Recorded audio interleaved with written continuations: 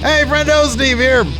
And Larson. And we are joined today by Karen Peterson, longtime Friendo, contributor to Post Wrestling covering New Japan, TJPW, Stardom, and more. She's got a weekly Joshi Pro Wrestling column over at Post. She's a translator, a content creator with Twitch's Sports Accelerated program, and she's recently had an interview with Go Ace, Hiroshi Tanahashi, published by Pro Wrestling Illustrated. But more important than all that, by far, this is the first time that she's here at Going in Raw after 5 years of rejecting our invitations, Karen. It's about time. Why have you rejected us for 5 years? Well, remember, I always say, this is why you get cut out of the group photo, Steven. I always side with Larson, because Larson knows I've been here and I've been waiting. It's totally our fault. It's totally our fault. This is how I look at it.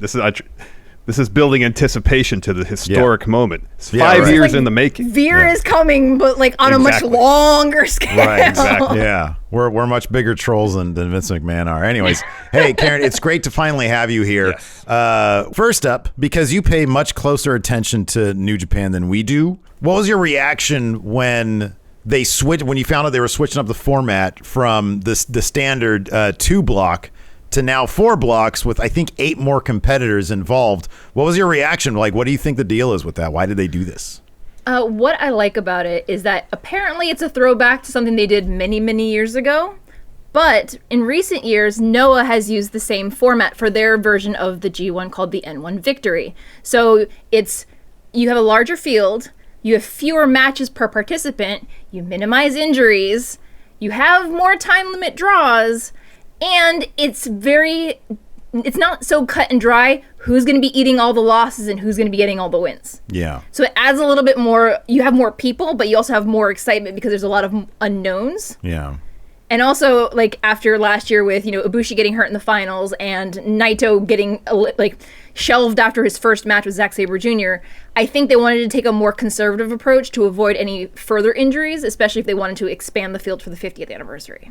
Mm-hmm. Yeah, I mean, that's definitely something to be concerned. I mean, generally speaking, obviously we all know New Japan, the hard-hitting, strong style stuff, it can lend itself to that. Now you look at AEW, they're like hit bad with injuries. Yes. Yeah. Yes. And so yeah, that's kind of interesting that would seem to be, they'd be sort of they'd be learning some lessons about like, maybe we don't want these guys to be put in there. But because especially now, a lot of them are coming over here and doing work for Strong. There seems to be still that busy schedule, but like they're still human. Like you gotta help their bodies out a little bit. Mm-hmm. And the pandemic is still very much a thing over there, so you can't afford to have anyone obviously they're not going to send anyone over with COVID, but you sure as heck don't want anyone bringing it back over there, or God forbid, getting injured while they're over here and then having to drop them out of the G1. Right. Definitely. Big picture. So like, it's funny, like the pictures of each of the blocks have like what seems to be like the favorite. The final? Well, kind of, yeah. Like in the front, like, in one of in the A block, you got Okada front and center, and that's a, like, comparatively speaking, there's like the C block here is a loaded. It's stacked. Yep. You got Tanahashi, Naito, Kenta, Zack Sabre Jr., and Goto and Evil, and then you got Hanare, who might get a donut. I gave him 2 points in my block. We're gonna go over like the points in our blocks, but like that's a stacked block. But then like Okada's block is like him and Cobb, and that's kind of it. And so you haven't been watching New Japan Strong, have you? Okay, well, no, that's why we brought you here. I know Tom Lawler's here. But like, okay, so let's pivot to that now. Like Lawler's here. Is Jonah doing work for Strong right now? Is that where he is? Yeah. They've reunited TMDK. They've brought Mikey Nichols over from Australia. Cool. Shane Hayes got released, so all of them are working in New Japan Strong, along with working on the indies. And also Bad Dude Tito, who is a indie performer, he's actually been brought into TMDK as a result of it. So he's part of that faction now in New Japan Strong. I've seen him I've seen him in Tito's LA fights. Bad Dude Tito's pretty cool. Yeah. I believe he's going over to do the pre-G1 tags. So he'll be over there. I think it was him. He'll be with Jonah. Okay. For some of those tags. I haven't looked at the full schedule of every single match because it's a lot of wrestling. So let me ask you this about Strong, because that brings up a good point. So we all kind of know, like, given that primarily we cover, obviously, WWE and AEW, we understand the relationship, for example, between, like, WWE and NXT. Is Strong comparable to that? Or is Strong, are they trying to build up Strong to make it less of, like, not really developmental, but its own thing, and they want to make a good showing with that, with the G1? I think it started out as something for the wrestlers that were stuck outside of Japan to do. Honestly, for them to collect a paycheck, for indie guys in the local area to collect paychecks because, you know, the pandemic put a lot of people out of work. But it also feeds into New Japan's American expansion that they've been talking about since 2017. Throughout the past 2 years, especially when they started to be able to tour and have fans at shows, it's gotten pretty big. It has a very rabid following, and there are people that go to every single show monthly. I wish I could, but, you know, airfare sucks. But they've brought in some amazing talent, and, you know, some of them did get signed away by AEW, but are still allowed to work here and there. They had talent that got poached by NXT, got released, and came right back afterwards. And it's slowly growing into something. It can be seen as a standalone product. I think it's more geared towards the American style to compete more with Ring of Honor, AEW, Impact, that genre of wrestling, because it has a lot more familiar faces. Occasionally you get a Tanahashi or an Okada, or, you know, at the show in 2 weeks in Charlotte that I'm going to, it's going to have Despy, Kushida, and Hiromu. Hiromu hasn't been in the States since his injury in 2017. Oh, wow. Yeah. So it's going to be a really big deal. Yeah. I mean, he was supposed to be at AEW a couple of weeks ago, but then he had a fever, so that kind of sucked. Yeah. But it's one of those things where they're slowly starting to expand it because travel is easing on both sides. And then from the business, New Japan business projection meeting today, they announced that they want to start bringing Stardom over as part of New Japan Strong. Oh, wow. So, and that was a big thing because, you know, they got a lot of pushback about, you know, not having Stardom talent on Forbidden Door. Even though it was a New Japan AEW show, a lot of the Western fans didn't understand. Yes, Stardom works in the same parent company, but they're not New Japan's women's division. Right. So wait, is the idea that Strong's going to have a women's division now because of Stardom? I don't know if it's going to have a women's division, but if they start bringing Stardom talent over, they may have guests come over or local indies come over. Because there's a thriving women's scene that isn't signed by AEW or NXT or WWE. There's a gigantic pool of talent that could easily be pulled in any city. Yeah. So relating that to the G1 then, like when I see Tom Lawler and Jonah, do you think, like, to sort of, I don't know, for lack of a better word, advertise that Strong is a thing and it's something to be reckoned with, do you see them having a strong showing in the A block here? Oh, absolutely. Tom Lawler had the New Japan Strong Openweight title for a year. Writing down my stuff now, With like over 9 outstanding title defenses. Yeah. So if there was anyone that was going to be from New Japan Strong that would be picked, he's, other than Fred Rosser, who signed later in the pandemic process with the company, it had to be Tom Lawler's, like, literally the only option. And it's great because it'll bring more, like, there are plenty of eyes in Japan on New Japan Strong. But outside of Japan, even though it's, like, here in the United States, a lot of people don't watch it because there's you know, so much wrestling. There is a lot of wrestling, yeah. I would dog mark Lawler as a dark horse to keep an eye on. Okay. Interesting. All right, that's interesting. Jonah, you know, he was great in NXT. He was beloved in NXT. He's brought some of that following over to Strong. Him getting reunited with Shane and Mikey's been a great thing because he's been able to show more personality other than just the big monster dude. But again, he's another one. As soon as he got released, he got snapped up by Strong, and he's been able to go to, like, pretty much all the shows since his release. So he's another one that's been keeping the New Japan Strong side of it afloat. Archer's another great example. He main evented, during the pandemic, him and Mox kept going back and forth on AEW with the U.S. title. He lost the U.S. title to Tanahashi on the very first show with fans back after 18 months. He's a former, he's still a member of Suzuki-gun, but he's not, like, over in Japan. He's like, it's kind of like the Super Juniors where they had like somebody from Impact, somebody from AEW, somebody from like, it's that kind of format. So it's good that they're bringing in talent from the companies they've worked with during the pandemic era, because it brings eyes to those products. But it also brings fans from those, like the AEW fans, brings them back over to New Japan, where a lot of them got their start. So that's sort of speaking of the depth of the A block. I still see, though, I mean, even from an outsider's point of view, Okada and Jeff Cobb, that's got to be sort of the main thing about the A block, right? Especially after last year, where they were, both the same record at the end, and it came down to the wire for Okada to get the win. Yeah, definitely. You think they'd have to be the two front runners in the A block, for sure.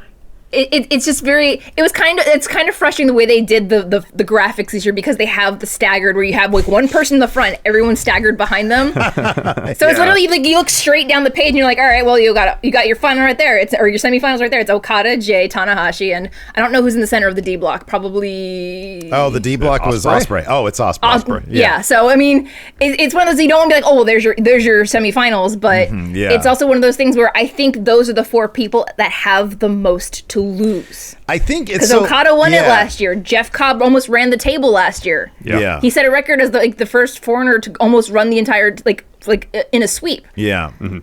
So I mean, it's kind of hard for the other people in A block to stand out when you know, and because the last G1 was less than like just over 6 months ago. Yeah, right. It was at the very end of last year, so it's one of those things where there hasn't been a lot of time to marinate since then. Yeah. Let's talk about the C block. I want to skip the B block for now. Let's go to the C block for now. Yeah, C block because is I think this. loaded. Speaking of the pictures where people are staggered and stuff, I feel like the C block has the best chance of having the guy who's in the front not go to the semifinals, and that's Tanahashi and Naito. Because I feel like, and I want to ask this. Obviously, covering AEW as extensively as we do, we all know that Tony Khan loves to talk a lot. And so we all know how he feels about Forbidden Door. Do we have a sense as to how New Japan felt about Forbidden Door? And the reason why I bring that up before you answer is Naito just recently, there was a comment, I don't know if it was considered a throwaway comment or not, but he seemed to be annoyed that he wasn't invited to this thing. And of course, who was the guy in the main event representing New Japan, but the same guy sharing C block with him, Hiroshi Tanahashi. So I wonder if, do you think that might play into the story? How does New Japan, how are they sort of, I don't know, framing Forbidden Door? Do they give a shit about it? Do you think that they were happy with how that went down? I think it was a litmus test to see what the potential could be in the future working with AEW. Now, the Naito comment comes from his New Japan site official blog. Like his backstage comments, Naito is known, especially with Tokyo Sports, for working the people. That's his character. That's his job.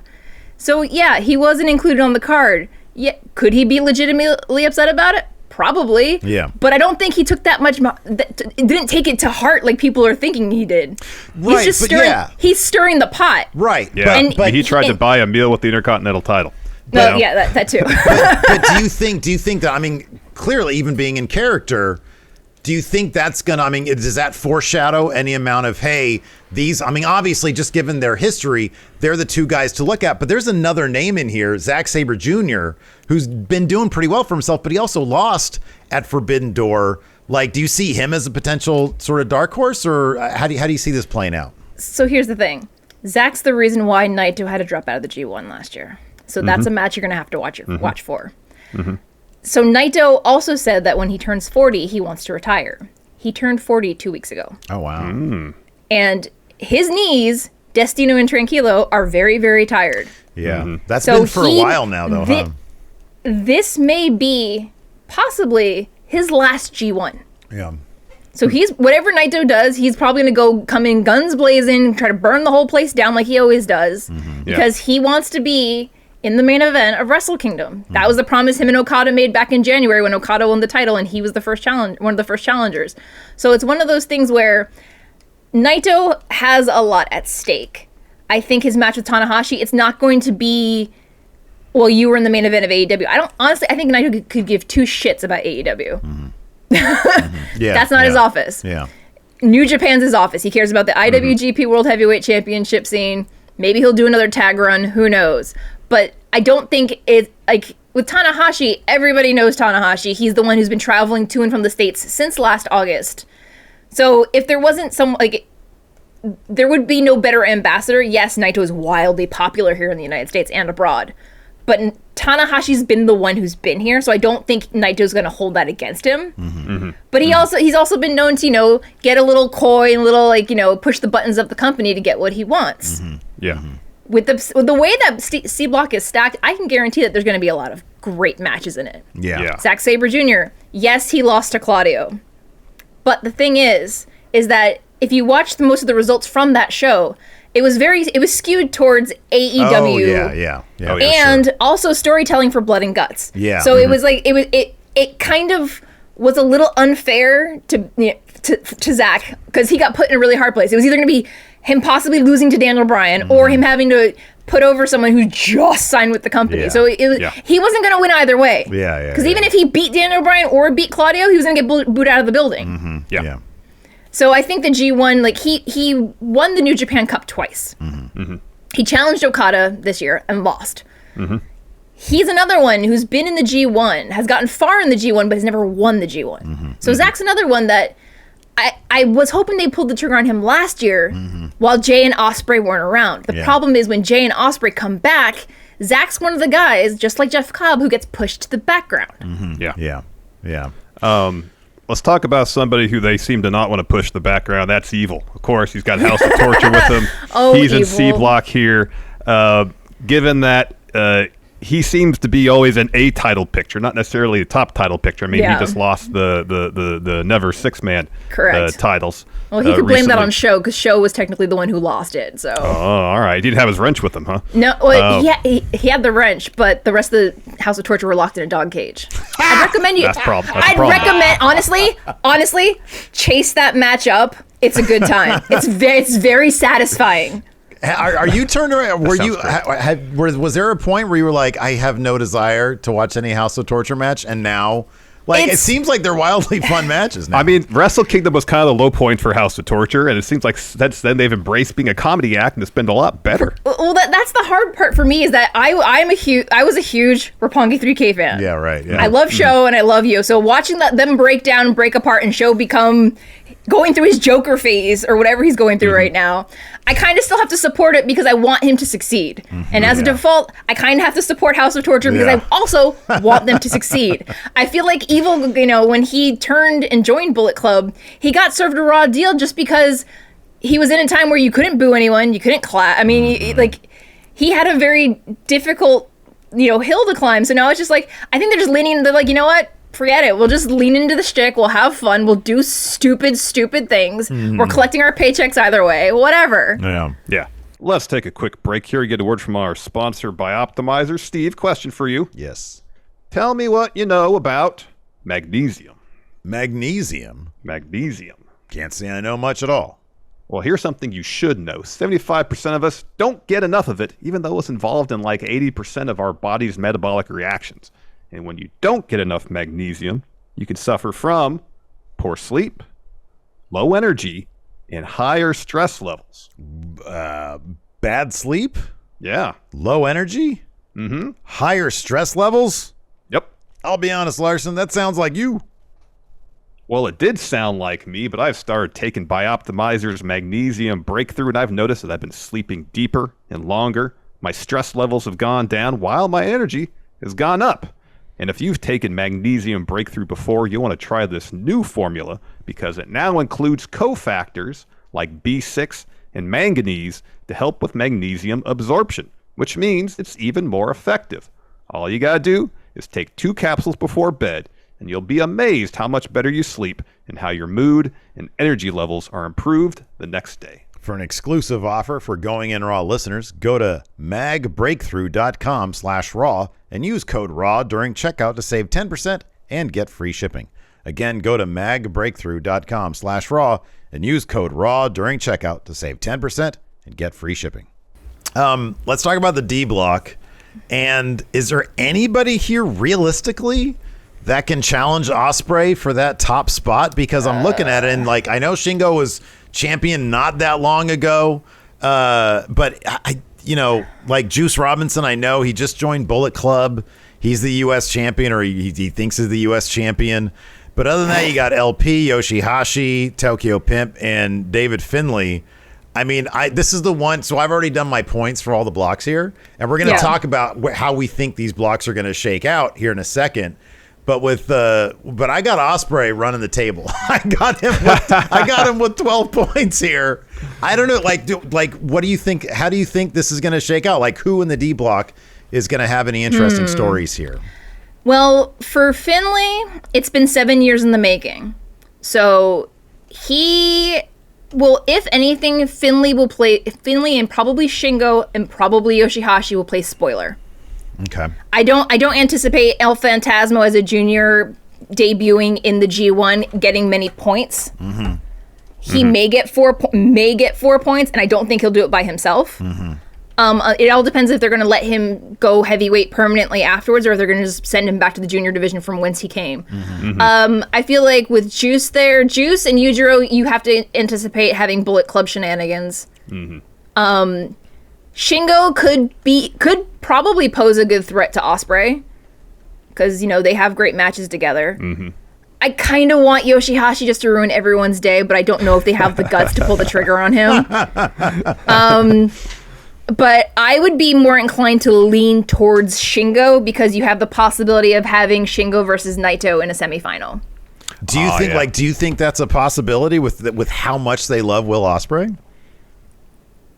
What's the percentage? Happening? Well, I think they like Shingo a little bit more than Ospreay, because Shingo was when Shingo was champion, he got a long run with the belt, and 2, he stayed in Japan and did his job. He did not go back to the UK and vanish for 6 months. Mm-hmm, yeah. And then defend his title by fighting Young Lions on New Japan Strong. Mm-hmm, yeah.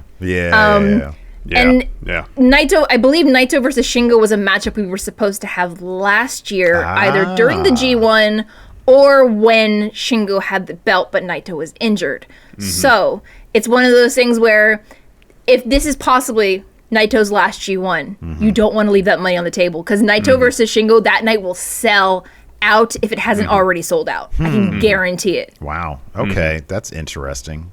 Yeah, it kind of seemed like D Block was a two-man race between Shingo and Ospreay. And whether their one-on-one match is going to kind of determine it, or they're going to wait till. One thing I wanted to ask you about is how they structured the final night. And whether in any way that could potentially telegraph potential winners, because you got matchups like Archer versus Okada, Naito versus Zack Sabre Jr. You got both Shingo and Ospreay in action, not against each other. Between the graphics where they have one person each block really front and center, and how they laid out this last night, does it kind of telegraph to a degree who at least is going to be down to the final 2 in each block? It's possible, but at the same time, those matches on the last match for each contender in the blocks, those are also the matches that are probably going to determine if someone advances to the finals or not. So I think on the last night, one would be Jay versus Tama Tonga. Mm-hmm. And Tama Tonga's hell-bent on revenge after getting kicked out of Bullet Club, after getting the Never Belt and immediately losing it back to Carl Anderson in Bullet Club, having to deal with Juice and all that stuff. So it's one of those things where I feel like that's the night that you have to be careful, because that's the night where a lot of spoiling is going to happen. Because that's what happens every year in the G1. Yeah. It's either the G1 or the Best of the Super Juniors or any tournament that New Japan runs. The last night of league play is probably the most critical to keep your eye on. Let's talk about that B block, because we didn't really do that. We sort of skipped over that. Jay White, obviously the champion right now. He was front and center for Forbidden Door. He's front and center for New Japan. When I look at this, I see two guys who are kind of comparable. I think Sonata and Great-O-Khan within their respective factions. Ishii is always there to rack up some points just because of his legacy and his stoutness. He's a tiny tank. Him being a brick wall man. Taichi's always good for a laugh, but he also can play spoiler. Like, that dude busts out. He has the tearaway pants. And then, like you said, you got Tama Tonga out there who, again, having not paid as close attention as I'd like to, how much is the Tama Tonga story legit, or how much is it like, oh, they're just sort of phasing Gorillas of Destiny out? And I mean, does he have a real shot at making it go of like a singles run? Well, here's the thing. In the G1 last year, he was one of Okada's only losses. Mm-hmm. And he beat Okada clean with no help. Mm-hmm. I feel like when it comes to that match with Jay, guaranteed there's going to be someone or somebody's, or at least like a locker room empty out. People are going to get involved in it, whether we like it or not. Mm-hmm. I think him doing having the Never Championship for that one match at Dominion, it was a litmus test to see how he could do on his own. Mm-hmm. And he's actually started to take a more focused approach at being a singles wrestler, because he's been a tag wrestler for so long. It's the same thing with Juice and Finlay. So many of them have become Goto and Yoshihashi. They become synonymous with the tag division. Sonata, God, I need Sonata to win a G1. They keep getting him between the G1 and the New Japan Cup. They keep getting him almost to the end, and then they just they back out on him. He's always the bridesmaid and never the bride, and I hate to see it, because I'm a huge Sonata fan, and I want him to succeed. Yeah, I don't need Jay White as champion to be in the semifinals or the finals of the G1. I need him knocked out, because he'll have a long line of challengers between now and Wrestle Kingdom if he is able to keep the championship. Well, that leads me to a question I had in mind. What are the odds that they might do something like that, have Jay White win and then get to pick his own opponent for Wrestle Kingdom? Because that's kind of, at least in recent years, kind of unheard of. I mean, it's always a possibility, but Jay's I don't want to defend my championship. I don't want to have to, that was his thing with the AEW match that turned into a four-way. He's I don't want to defend it against any of you guys. And it's do you really want Jay White to sit on the title for another 5 months to Wrestle Kingdom? No, it has to be interesting. Mm-hmm. I think Jay's scrambling and clawing, because when Jay White is in danger, that's when he's the most dangerous. When he has something to lose, those are some of his best matches. When he was the IC title champion, some of his best matches. When he was the US championship champion, some of his best matches. So it's one of those things where I like it when he's hungry, but when he's also in danger. Mm-hmm. There's also the matter of the 2 night. Wrestle Kingdom is going to be 2 nights again, correct? Is that? They haven't announced it yet, but after doing 3 this year, bare minimum, it's probably going to be 2, because at least with that way, a whole week. Oh God, no. The thing is that it's kind of like how WrestleMania has become. Surprisingly, WrestleMania started doing that after New Japan started doing 2 nights. But the card breathes more. The matches have more time. Oh, I love the everybody. 2 night thing, Everybody gets an opportunity to have. There are more singles matches as opposed to everybody being in 4 to 8 man tag matches. So it's one of those things where I hope Wrestle Kingdom's 2 nights. I also hope we can get into the country so I can go to both of those nights. But if the New Japan Stardom show in November does really well, who's to say that they won't do a 3rd night? That's another one of those shows. I mean, it would be really very shortly after, but it's very possible. Mm-hmm. Yeah. All right, so let's each talk about how we have our blocks laid out here. Let's start out with the A block. Karen, you're the guest. Let's get your point totals for this A block here.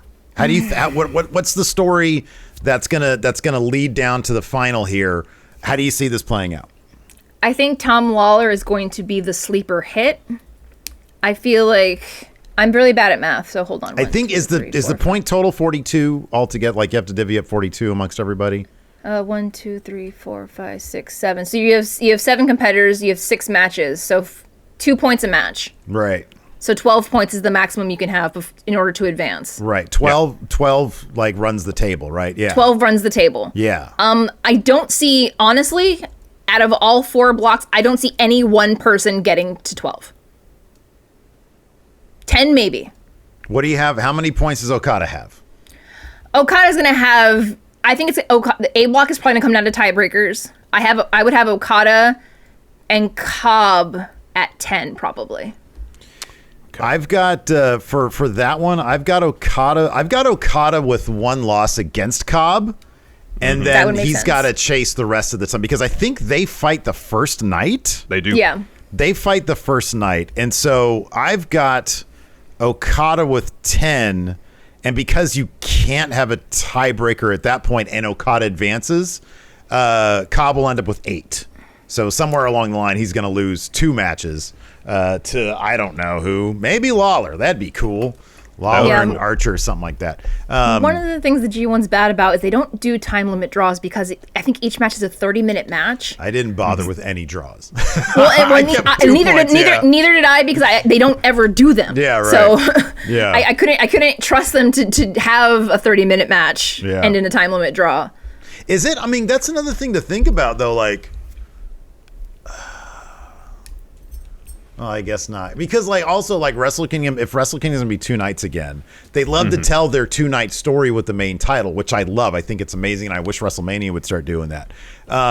Like they have too many titles. Last year, yeah. Last year we had Okada and Shingo for the title in night 1, and then we had Ospreay waiting in the wings for night 1, which I always thought they should have done it the other way. Yes, agreed. That's the correct answer. Yeah. But yeah, so that's how I have Larson. How many? Who's your top 2 guys with points here? Oh, I would think it'd have to be Okada and Cobb. Again, I do think that Lawler and Jonah and Lance Archer are going to have relatively strong showings, but this is ultimately Okada. I think Okada is blocked to lose. Yes, absolutely. If he doesn't advance to the semis, I'd be shocked, absolutely shocked. If he doesn't advance to the finals, I'm going to be shocked. Yeah. Let's talk about the B block. Karen, who are your top 3 point getters, and what do they have? This one I had a tie at 8. Sonata, Okan, and Taichi. And how many points does Jay White have then? 6? What you think Jay White's 4? gonna lose 3? Does he have 2 points, Karen? I think he's gonna either tie it but get eliminated on win-losses. That would be my. I would acquiesce to have him at 8, but he's gonna lose. He's gonna get eliminated based on who beats him. Okay. All right. Larson up his contender for the next pay-per-view. Burning Fire or Burning Spirit or whatever it's called. Yeah. House on Fire. House on Fire. Yeah. House of Fire. Larson, who do you have for the B block? What are your top 3 vote guys? Honestly, with my choice, I'd have Taichi run the table here, but I'm not with it. So I feel like I got Jay White, and I'd say probably Jay White, Sonata, and Great O'Connor would be my top 3 in some order. I feel like we're going to get Jay White maybe advancing to the semis, only for Okada to beat him, because Jay White traditionally has Okada's number. Maybe this is the win that Okada gets, but he ultimately falls short maybe to Naito in the finals. And then, if they want to do Jay White and Okada prior to Wrestle Kingdom, they could do that. Or they can do a match against Jay White against somebody else he loses to, like maybe Taichi.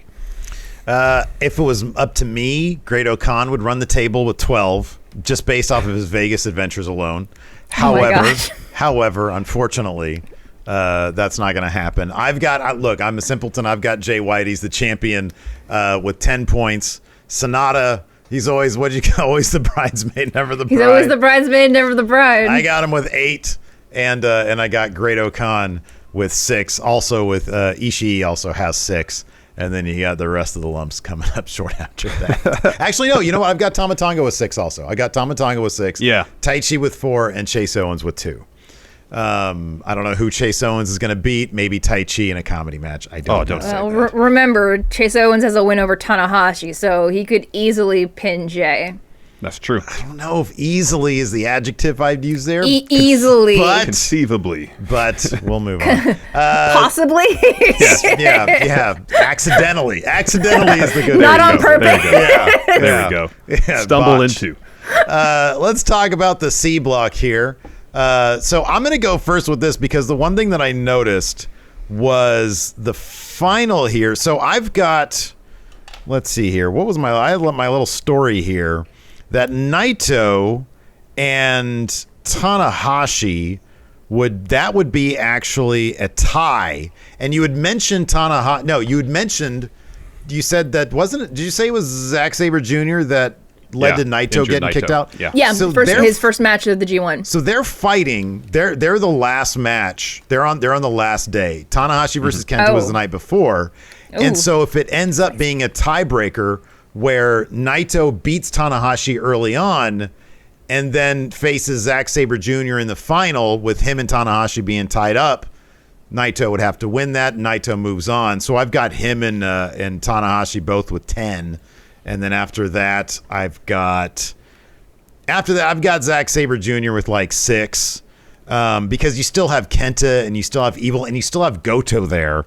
Like that's a stacked field right there. It's a solid field. It really so is. like as much as I love Zack Sabre Jr., I don't know. I mean, I don't know. I didn't give him a whole lot of points. I suppose I could. I mean, it's like at that point, I mean, I could take the 2 I gave Hanare away from him, and he can have a donut, and Kenta or Zack Sabre Jr. can have 8, maybe. I don't know. Hey, I don't know. What do you guys? So Karen, what do you think of C Block? I mean, C Block, personally, that's my block. That's my jam. It has pretty much a lot of my favorites in it, including Evil. But I feel like it's going to come down to Naito and Sabre. Kenta is probably going to play spoiler for Tanahashi. Or Goto might play spoiler for Tanahashi. Well, they do. Kenta and Tanahashi, they have, that's their match is their last matchup for the, the block. Yeah. I think that match will determine which one of them doesn't advance beyond the block. Okay. I would love the G1 to be Goto's G, but when you're in the same block as Tetsuya Naito, it's not going to happen. I have Naito advancing regardless. Okay. Any number crunching I did, it always came back to Naito because I feel like it's going to be his G1. Yeah. Okay. Larson, your C block, what does it look like? I think it's going to come down the last night between Naito and Evil. Naito's going to win his match against Zack. Goto, maybe playing spoiler, beats Evil despite House of Torture's best efforts. Naito wins C block. There you go. Let's talk about D block with Will Ospreay. I know, Karen, you said you don't think anybody's going to run the table. I've got Will Ospreay running the table with 12, and then coming up behind him is Shingo with 8. And then you got Juice. Hey, that's one person we didn't really talk much about. What's your thoughts on Juice Robinson these days? Well, I was in Chicago when he had his allegedly last match, and it was a good match. It was kind of heavy. He left out really saying goodbye to anyone. He just like raised David Finlay's hand and left, and now we have rock hard Juice Robinson. Mm-hmm.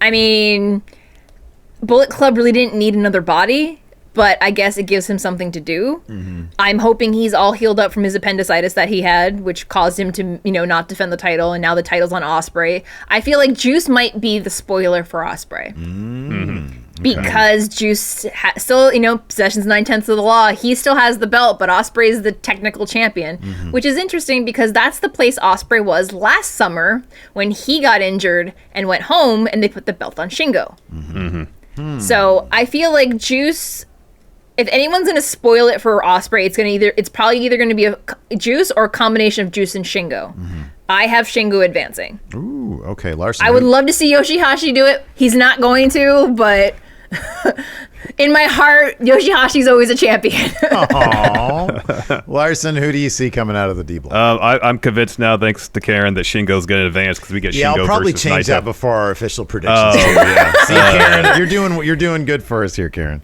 Yeah. I mean, you like money, right? Because Shingo versus Naito, it would be money. Lots of money. That'd be huge.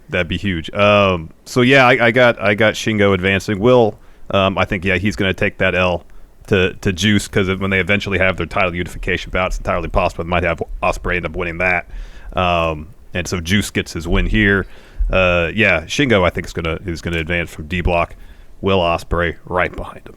All right. I'm changing mine just so I have this in the back of my pocket. Get over here, number 10. All right, while you do that, I got a question for Karen. So last year, Jeff Cobb almost ran the table, huge breakout performance in the tournament.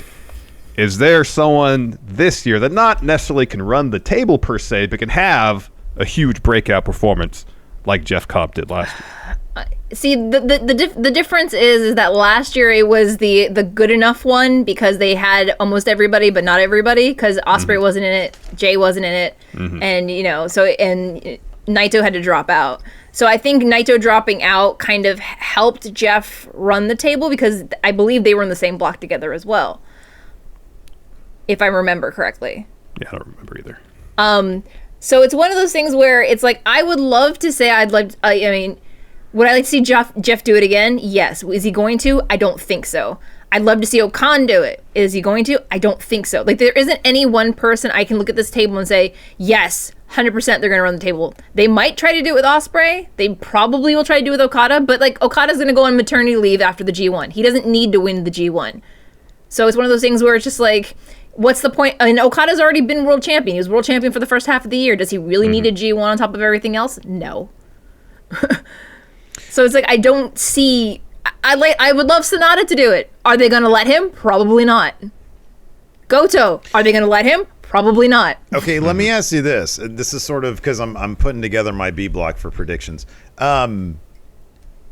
Feelings aside, for what you want for Sonata, right now, who would you rather be at this point in their career, Sonata or Great Okan? It's tricky because Sonata isn't someone who came up through the New Japan dojo. Okan is. So Okan is a company man. He has the company's backing. He's doing a lot of PR stuff for the company. He's doing stuff with Stardom. He's doing stuff like with the smartphone apps and stuff like that. So it's kind of like apples and oranges because Sonata had to claw and scratch his way into New Japan. And after 6 years, he got his first title. And for his first defense, he got his eye socket shattered and had to give up the one title one singles title he finally got. So it feels like I want redemption for Sonata. I think they need to do it at some point. But if not the G1, are they really going to make us wait until the New Japan Cup next year? I mean, Sonata's young. He's in his early 30s. I think he's like 33. Like him and Okada are about the same age. So it's not like he's like running on borrowed time or anything like that. But Okan is still like, he's also new. He's junior in age and experience to Sonata. So it's one of those things where it's just like, I'd be happy with either of them advancing, honestly. I just don't know if they're willing to risk it when you have Jay White in that block. But either of them could theoretically beat Okada and advance to the finals and lose, which, I mean, as long as one of them gets to the semis, that'd be great. But it's one of those, I just don't know if the company is there yet. They like to go with what's comfortable and what's safe. Okada is safe. Jay is safe because Jay's Ghetto's cash cow right now. Tanahashi is safe. Naito is safe because those are the tried and true success stories of New Japan. Yeah. But that's one of the things they've been bad about is minting new champions. It's the same thing why the junior title has stayed with Ishimori, Desperado, and Hiromu for the greater part since Kushida's left. Robbie Eagles had it, but for a very short time. They're afraid to try new things. So let's do this now. Final answer for now for this episode. Final answer for semifinal matchups, because I believe it's A block versus B block and C block versus D block. At least that's what Wikipedia said. So Karen, who do you have for your semis, and then who do you have as your G1 winner this year? See, it's hard because I'll end up with 3 people from LIJ and Okada. Because I could see Okada versus Sonata because they have the rivalry there, and I could see Naito versus Takagi, and then it'd be Sonata versus either member of LIJ, because those are the matchups we haven't seen. Okada and Naito kind of have this promised date for the Tokyo Dome. So I don't think they're going to blow it on the G1, especially after Okada won the G1 last year. Whether it was on purpose or by accident because Ibushi got injured is a different story. But I don't think, I don't know. I just feel like Sonata might be the one. This might be Sonata's year. Who knows? So you're thinking right now it's going to be Okada versus Sonata? Or Okada versus Okan. Those are the only 2 outcomes I could see. Jay doesn't need it. Unless Jay doesn't have a championship, I don't see him winning the J1, the G1. Final answer, Karen. Who is your G1 winner? It's